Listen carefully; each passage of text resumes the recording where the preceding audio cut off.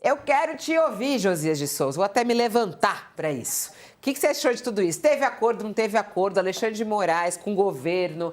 Jacques Wagner tem razão de tentar fazer esse acordo sem focar no mérito. Gleisi tem razão, Lula deve vetar. E aí? Houve um acordo, Fabiola, e esse acordo é um escândalo, não é?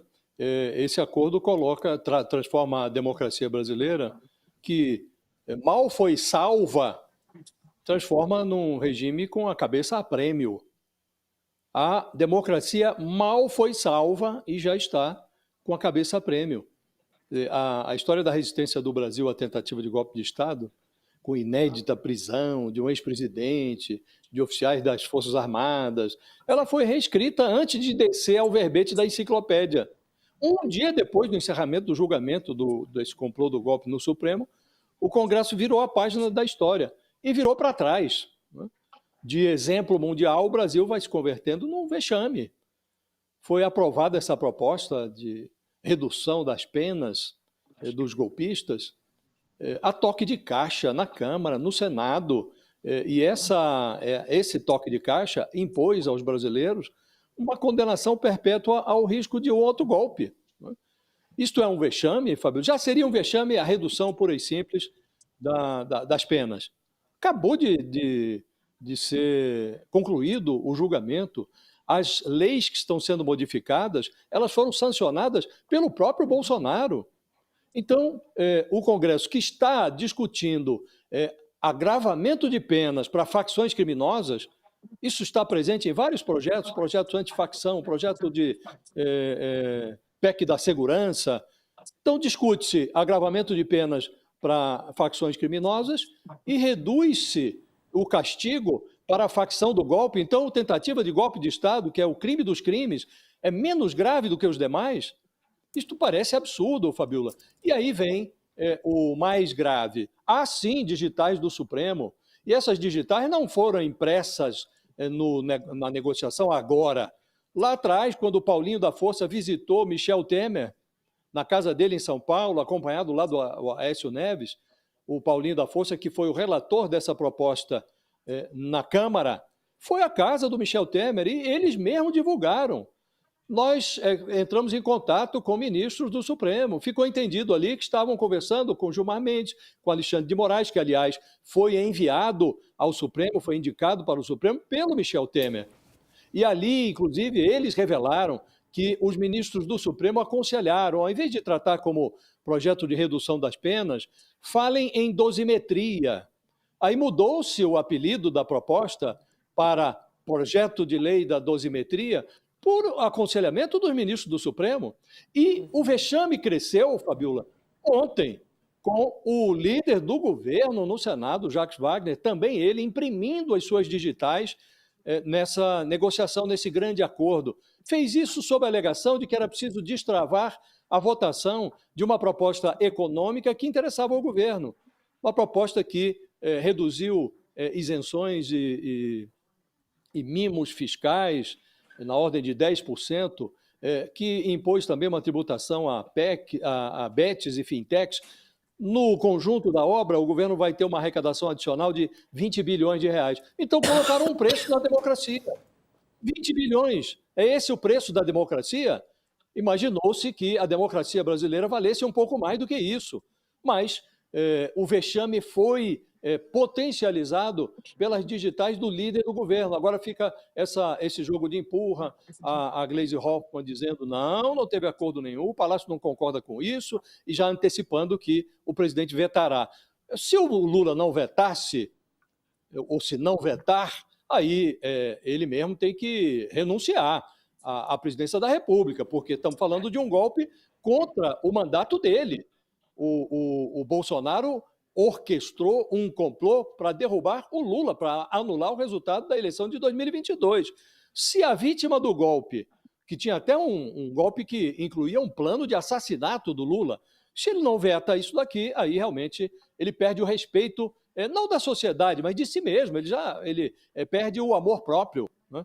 Agora, é preciso realçar, Fabiola, para deixar bastante claro que a ministra Gleisi Hoffmann, que agora reage com muita virulência contra o acordo que foi selado ali pelo líder do governo, o Jacques Wagner, em abril, a ministra Gleisi tornou pública a tese dela, segundo a qual era defensável, ela disse, é defensável debater uma possível redução de pena para os envolvidos do 8 de janeiro, dentro do Congresso. Ela disse isso, esclareceu que considerava inadequado reduzir as penas para os líderes, para o Bolsonaro, para esses generais, mas ela, sim, admitiu a redução de penas para os envolvidos no quebra-quebra de 8 de janeiro. E ali surgiu o germe dessa negociação que resultou nesse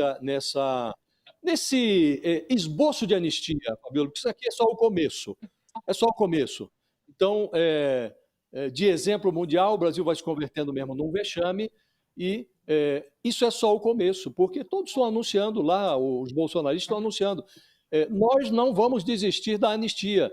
Então, como no Brasil a insegurança jurídica prevalece, daqui a pouco vamos ter o cancelamento dessas penas, Fabíola. Isso tudo é muito lamentável. Realmente migramos de exemplo histórico para vexame histórico.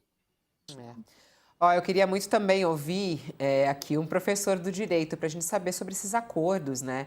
Hoje a gente tem revelado muito, né? A população vem descobrindo que esses acordos, eles são feitos aí, né? Isso faz parte da democracia? Esse acordo entre os poderes, esses pilares são importantes? Para quem está conosco na TV, a gente vai fazer um intervalo, mas a gente segue nessa conversa aqui pelo nosso YouTube. Vamos lá, a gente está com o professor aqui, Fernando Rideu. Quando a gente ouve, né, o senador Alessandro Vieira dizer que houve um acordo entre o Supremo Tribunal Federal, Alexandre de Moraes e o próprio governo para essa votação no Congresso, é do jogo, professor? Isso daí está correto? Acordos, né, falando em abstrato, são do jogo, mas esse tipo de acordo, aqui corroborando com o Léo, corroborando com a fala do Josias, é um escárnio, né? É um escárnio porque é um tipo de veículo utilizado, um projeto de lei, para camuflar esse conteúdo inicial e o propósito inicial, que é de anistia, né? Com o objetivo claro. Agora ficou ainda mais claro, né? Essa alteração que é dita uma alteração de redação, mas que não é uma alteração de redação, ela altera substancialmente uma das partes do projeto, que é a alteração na lei de execuções penais, né? Ele tinha que obrigatoriamente voltar para a Câmara, né? Para ser votado lá novamente, porque é uma alteração promovida pelo Senado. Deixa muito claro, agora ainda mais claro, né? Porque para a gente falar aqui especificamente qual foi essa alteração. A redação original pretendia mudar o sistema de progressão de pena para todos os crimes cometidos com grave ameaça e excepcionava claramente, né? Salvo os do título 1 e 2 do Código Penal, que são os crimes contra a vida e contra o patrimônio. Agora, como isso pegou muito mal, né, na Câmara, pela redação da Câmara, o Senado alterou. E alterou para deixar mais claro. Ficou agora assim, ó, todos os crimes cometidos com violência grave e ameaça, salvo os crimes contra o Estado Democrático de Direito. Ou seja, né, agora ficou ainda mais claro o vício de origem, que é um projeto com o endereço certo para beneficiar pessoas específicas, principalmente o líder desses golpistas, que foi Jair Bolsonaro. Então, é uma alteração que, por si só, não poderia ter entrado nesse acordo, porque é uma matéria formal, né, que tinha que ter voltado para a Câmara, e impacta diretamente esse vício de origem. Mas o pior de tudo, né, e aí já concluindo essa fala, exatamente na linha do que o Léo e o Josias vinham comentando, é a interferência, é o legislativo pretender substituir o judiciário e a gente cogitar politicamente nesses acordos que o executivo dá um mínimo de apoio, obviamente vai vir o veto, mas há um apoio pelo menos no procedimento, e cogitasse que o judiciário, o próprio Supremo Tribunal Federal, aderiu a essa ideia. Então, é verdadeiramente um escárnio se houve acordos dessa natureza. É isso. Agora, doutor Fernando, Espera, Josias, a gente está voltando em Não, 20 segundos só para quem estava conosco na TV, e tem muita gente aqui no nosso chat falando, olha, eu estou indignada, tá aqui, ó, Isa, estou indignada com a declaração do Jacques Wagner. Como é que pode? Eu acho que o partido tem que analisar se ele não tem que sair do partido. Estamos de volta para quem estava nos acompanhando na TV, a gente está falando aí sobre o acordo que teria ocorrido lá no Congresso. na verdade, não no Congresso, né? Entre os poderes, porque aí esse acordo foi um acordão entre os poderes. A gente está aqui com o professor também, Fernando Rideu. O Josias tem uma pergunta a ele. Vai lá, Josias. O processo legislativo, professor, ele é regulamentado pela própria Constituição. A Constituição prevê como se dá a tramitação de um projeto de lei, né? Ele começa numa determinada casa, ou a Câmara ou o Senado, aprovado vai para outra casa. Se houver modificação, diz o texto constitucional, o projeto precisa voltar para outra casa, que dará a palavra final, né?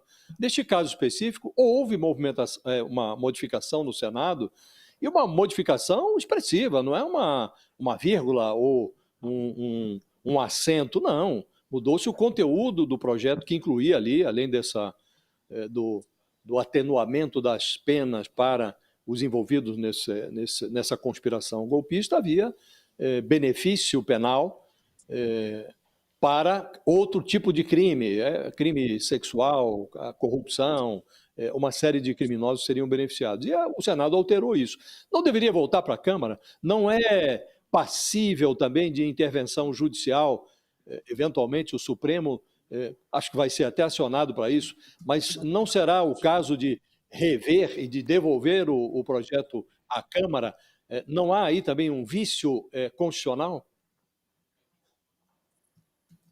Com certeza. Há o formal, né? Há esse vício formal na tramitação, porque o que o Senado poderia fazer, né? Caso houvesse uma emenda de redação, essa emenda seria como você mesmo colocou, uma vírgula, né? Uma reconfiguração gramatical, sintática, e não uma alteração de conteúdo. Tendo havido uma alteração de conteúdo, esse projeto deveria obrigatoriamente ter voltado para a Câmara. E isso seguramente pode e deverá ser objeto de matéria de apreciação pelo Supremo Tribunal Federal sobre a inconstitucionalidade não só material, mas também formal sobre esse ponto. Nesse caso, o professor, por exemplo, se o Lula vetar, esse veto for derrubado pelo Congresso,